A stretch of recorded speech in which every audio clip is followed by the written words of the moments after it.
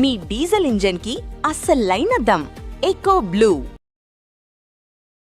బంగారం మార్కెట్లో మరోసారి సంచలనాలు నమోదవుతున్నాయి. అకస్మాత్తుగా రేట్ కరెక్షన్, అది కూడా పెద్ద ఎత్తున జరుగుతుంది.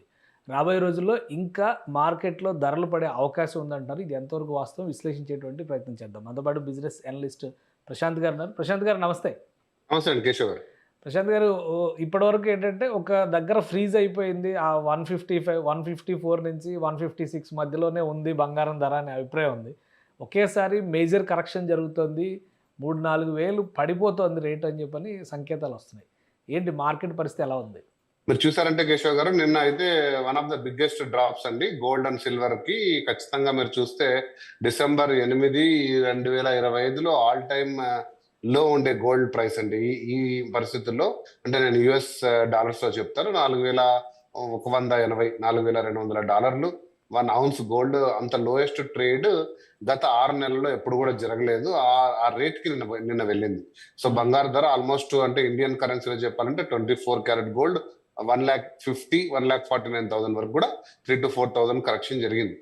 2,000 to 3,000 to 4,000 near about correction జరిగింది. అది one of the biggest drops.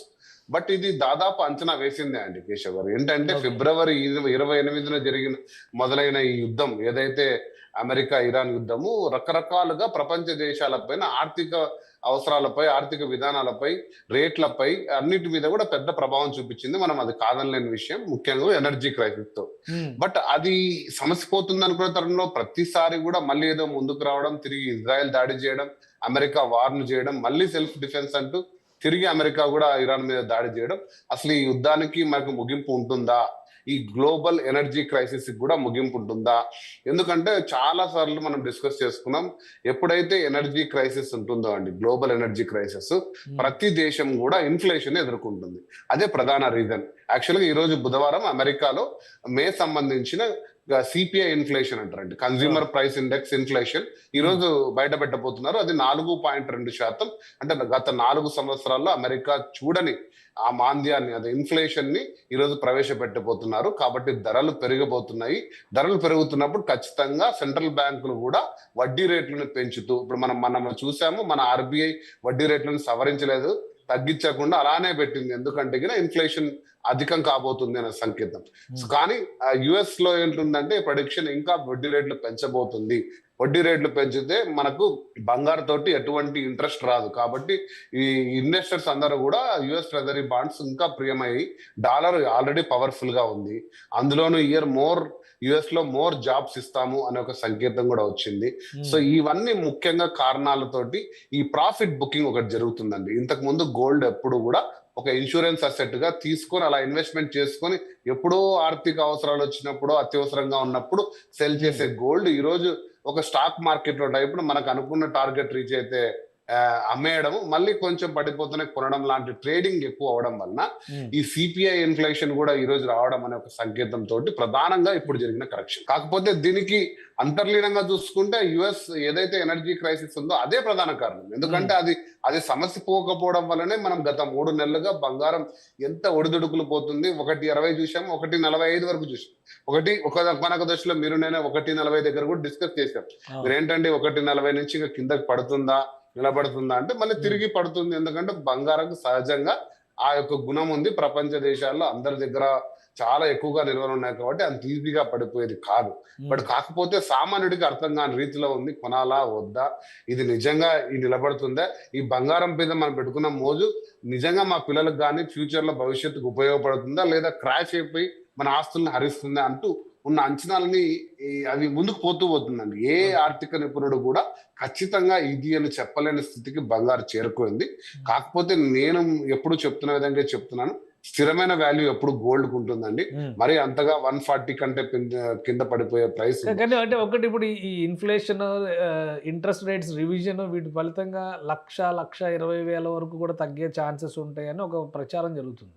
ఎంతవరకు నమ్మొచ్చు దీన్ని? చాలా మంది వెయిట్ అండ్ సీ, ఇంకా పడుతుందేమో చూద్దాం అనే ఆశ కూడా ఉంది కదా.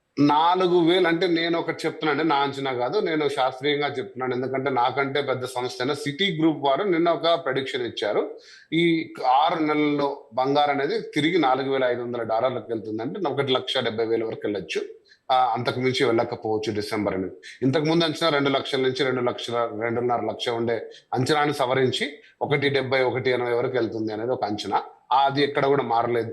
కానీ షార్ట్ టర్మ్ లో అంటే ఈ డాలర్ అనేది బలపడుతూ వెళ్తుంది. డాలర్ బాండ్స్ మీద మోజు పెరగడం వల్ల ఇన్వెస్టర్లు తమ దగ్గర ఉన్న మెటల్స్ నమ్మి తిరిగి డాలర్ బాండ్ మీద ఇన్వెస్ట్ చేస్తున్న తరుణంలో 4,000 వరకు కూడా పడే సందర్భం. అంటే ఇప్పుడు 4,200 అంటే మీరు చూస్తే ఇంకొక 5% మీరు లెక్కేసుకుంటే దాదాపుగా 145 వరకు వెళ్ళొచ్చు, లేదా 140.